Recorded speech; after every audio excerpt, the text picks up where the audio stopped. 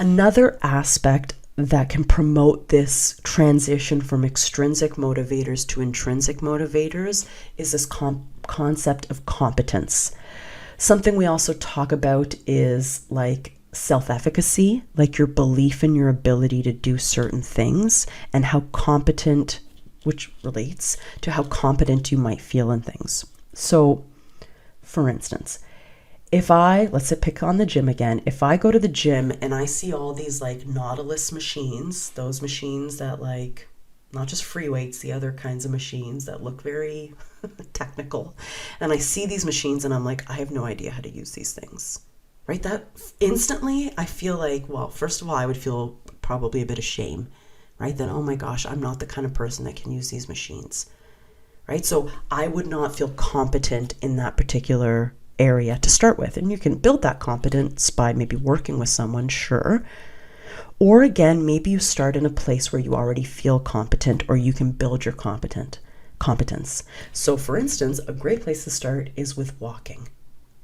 Please never underestimate the fantasticness of walking for overall health, for social connections, for mental connections, for like the benefits of physical activity. Walking is one of the best forms of physical activity as far as like managing the risks of exercise, because you can injure yourself, and like the benefits.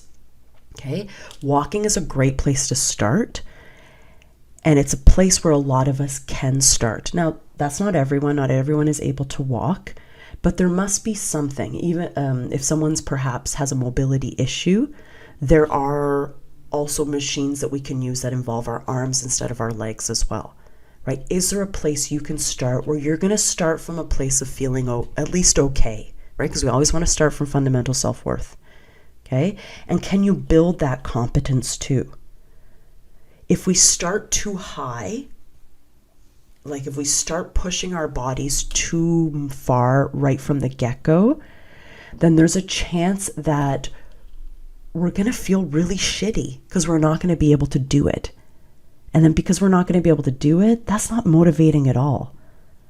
And again, we don't want to use the guilt of like, I can't do this, so I have to push harder. Well, maybe that does work. It kind of depends on the person, right?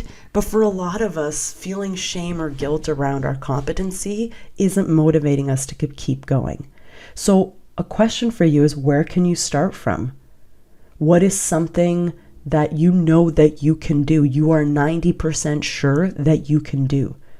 Right? And then, you can challenge yourself from there, right? If you can only walk 10 minutes right now, maybe after a couple weeks of doing that, you try to walk 13 minutes, you try to walk 15 minutes, and your body's actually set up to do that. Once it's capable of doing something, then you can start challenging it, like maybe a 10% challenge above what you're currently doing, so you can start building more fitness so you can become even more competent in that area.